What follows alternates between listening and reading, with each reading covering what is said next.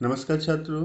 समाजशास्त्र की द्वितीय पाठ्यपुस्तक भारत में सामाजिक परिवर्तन विकास के पाठ संख्या 3 भारतीय लोकतंत्र की कहानियों के अंतर्गत आज हम पंचायती राज व्यवस्था, वन पंचायत, राजनीतिक दल और दबाव समूह पर चर्चा करेंगे। पंचायती राज व्यवस्था एक दर्शन और विचारधारा है जो प्रत्यक्ष लोकतंत्र का पर्याय है। शासन को आम लोगों तक पहुंचाने का साधन है पंचायती राज व्यवस्था। छात्रों, अब हम इसके इतिहास को थोड़ा समझते हैं। भारत में लॉर्ड रिपन द्वारा स्थानीय शासन बोर्ड की स्थापना की गई थी। इसी कारण उन्हें भारतीय स्वशासन का जनक भी कहा जाता है। गांधी जी ने पंचायती राज व्यवस्था को लोकप्रिय बनाया। पंचायती राज को भारतीय संविधान के अनुच्छेद 40 के अंतर्गत निर्देशक तत्वों में सम्मिलित किया गया है। स्वतंत्र भारत में पंचायती राज का विकास को हम समझते हैं। 1952 में फोर्ड फाउंडेशन की मदद से सामुदायिक विकास कार्यक्रम एवं राष्ट्रीय विस्तार सेवा कार्यक्रम लागू किया गया, जिसके अंतर्गत सस्ते बीज और अच्छी तकनीकी सुविधाएं प्रदान की गई। 1957 में बलवंत राय मेहता समिति की स्थापना की गई, जिसने अपनी रिपोर्ट में कहा कि त्रिस्तरीय पंचायती राज व्यवस्था की स्थापना होनी चाहिए। ग्राम पंचायत का चुनाव प्रत्यक्ष एवं सीधा होना चाहिए तथा पंचायत समिति एवं जिला पंचायत का चुनाव परोक्ष रूप में होना चाहिए। उसी में उनका कहना था कि जिला परिषद का चेयरमैन जिलाधिकारी होगा। इसी बलवंत राय मेहता समिति की सिफारिशों के बाद 2 अक्टूबर 1959 को राजस्थान के नागौर में पंचायती राज व्यवस्था को लागू किया गया। लेकिन छात्रों, 60 के दशक में भारत ने 2 युद्ध पाकिस्तान व चीन के संग किए तथा खाद्यान्न तथा आर्थिक संकट होने के कारण इनका क्रियान्वयन सही ढंग से नहीं हो सका। 1978 में जनता पार्टी सरकार ने इस कार्य को गति प्रदान करने हेतु अशोक मेहता समिति का गठन किया, जिसने अपनी रिपोर्ट में द्विस्तरीय पंचायती राज व्यवस्था तथा जिला परिषद एवं मंडल पंचायत 2 स्तर का बात कही।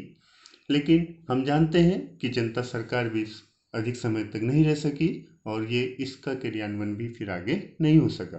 लेकिन समय समय पर भारत में पंचायती राज व्यवस्था हेतु विभिन्न समितियों का गठन किया गया, जैसे जीवी के राव समिति 1985, लक्ष्मीमल सिंघवी समिति 1986।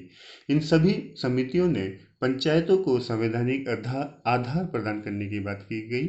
त्रिस्तरीय पंचायतों का गठन चुनावों की एक निश्चित अवधि तथा राजनीतिक दलों की सहभागिता को कम करने की बात रखी। नरसिम्हा राव सरकार ने 24 अप्रैल 1993 को 73वां संविधान संशोधन अधिनियम 1993 को संवैधानिक मान्यता प्रदान की गई। इसी कारण भारत में 24 अप्रैल को पंचायती राज दिवस मनाया जाता है। इस अधिनियम के द्वारा मध्य प्रदेश में सर्वप्रथम चुनाव हुए। छात्रों, पंचायती राज व्यवस्था राज्य सूची का विषय है। इसके अंतर्गत 29 विषय सौंपे गए तथा भारतीय संविधान में भाग 9 तथा 11वीं अनुसूची जोड़ी गई। चुनाव हेतु राज्य चुनाव आयोग की स्थापना तथा तीनों स्तर पर सदस्यों का निर्वाचन प्रत्यक्ष रूप से होने की बात कही गई। इसको हम त्रिस्तरीय व्यवस्था को हम इस चार्ट के माध्यम से समझ सकते हैं कि सबसे निचले स्तर पर ग्राम स्तर यानी ग्राम सभा, विभिन्न ग्राम स्तरों से मिलकर बनी पंचायत समिति, जिसे हम विकास खंड के नाम से भी जानते हैं, और विभिन्न विकास खंडों से मिलकर जिला पंचायत। इस संवैधानिक संशोधन के द्वारा ये बात सामने आई कि 20 लाख से अधिक जनसंख्या वाले राज्यों में त्रिस्तरीय पंचायती राज प्रणाली लागू होगी। प्रत्येक 5 वर्ष में इसके सदस्यों का चुनाव होगा। अनुसूचित जाति और जनजाति के लिए निश्चित आरक्षित सीटें तथा महिलाओं के लिए 33% आरक्षित सीटें उपलब्ध कराई जाएंगी। उत्तराखंड में यह आरक्षण 50% है। अब हम पंचायतों की शक्तियां और उसके उत्तरदायित्व पर चर्चा करते हैं। आर्थिक विकास के लिए योजनाएं एवं कार्यक्रम बनाना, सामाजिक न्याय को प्रोत्साहित करना, शुल्क, यात्री कर, जुर्माना लगाना तथा एकत्र करना, सरकारी उत्तरदायित्वों के हस्तांतरण में सहयोग करना पंचायतों की शक्तियां हैं। इसके साथ साथ सामाजिक कल्याण के कार्य, शमशानों एवं कब्रिस्तानों का रखरखाव, जन्म तथा मृत्यु के आंकड़े एकत्र करना, मातृत्व एवं बाल कल्याण केंद्रों की स्थापना करना, पशुओं के तालाब पर नियंत्रण रखना, परिवार नियोजन का प्रचार करना, कृषि कार्यों का विकास करना, सड़कों का निर्माण, सार्वजनिक भवनों का निर्माण, तालाबों तथा स्कूलों का निर्माण करना, कुटीर उद्योगों के विकास में सहयोग करना, छोटे सिंचाई के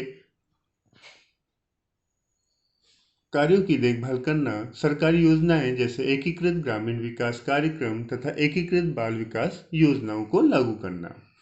पंचायत की आय के स्रोतों में संपत्ति, व्यवसाय, पशु, वाहन आदि पर लगाए गए कर, चुंगी के भू राजस्व आदि पंचायतों के आय के साधन हैं। जिला पंचायत से प्रदान अनुदान भी पंचायतों के संसाधनों में वृद्धि करते हैं। पंचायतों को अपने कार्यालय के बाहर बोर्ड लगाना अनिवार्य है, जिसमें वित्तीय सहायता के आंकड़ों को दर्शाना होता है ताकि उनके कार्यों में पारदर्शिता रहे। कुछ राज्यों में न्याय पंचायतों की स्थापना भी की गई है, जिसमें पंचायतों को दीवानी और आपराधिक मामलों की सुनवाई का अधिकार है। इसके अंतर्गत वो जुर्माना तो लगा सकते हैं, लेकिन कोई सजा वो नहीं दे सकते। जनजातीय क्षेत्रों में पंचायती राज को हम समझते हैं। बहुत से आदिवासी क्षेत्रों में लोकतांत्रिक कार्यों की अपनी परंपरा रही है, जैसे मेघालय की गारो, खासी और जयंतिया जनजाति, जिसमें प्रत्येक वंश की अपनी परिषद होती थी, जिसे दरबार कुर कहा जाता था। इतनी कुशल शासन प्रणाली की वजह से ही इन जनजातीय क्षेत्रों को 73वें संविधान संशोधन के प्रावधान से बाहर रखा गया है। वन पंचायत। उत्तराखंड राज्य में वनों के संरक्षण एवं संवर्धन हेतु वन पंचायतों का निर्माण किया गया, जिसके अंतर्गत अधिकांश कार्य महिलाएं करती हैं। यह स्थानीय लोगों के आजीविका के लिए भी मददगार है। इसके द्वारा पलायन को भी रोका जा सकता है। वनों की सूखी लकड़ियों और जड़ी बूटियों को बेचने का अधिकार भी वन पंचायत के पास होता है।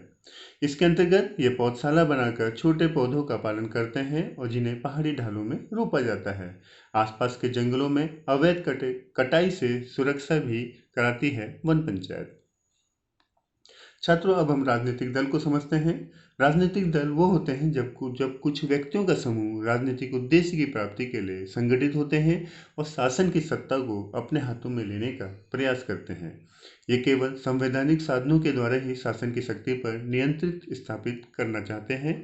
इनका उद्देश्य राष्ट्रीय हित होता है। दबाव समूह या हित समूह ऐसा माध्यम है जिसके द्वारा समान हित वाले लोग सार्वजनिक मामलों को प्रभावित करने का प्रयत्न करते हैं। अपने हितों की सुरक्षा के लिए शासन पर ऐसे कानूनों को पारित करने या ऐसी नीति का अनुसरण करने के लिए दबाव डालते हैं, जिनसे ये विभिन्न गुट अपने अपने हितों की रक्षा कर सकें। तो छात्रों, आज के लिए इतना ही। मिलते हैं अगली कक्षा में। धन्यवाद।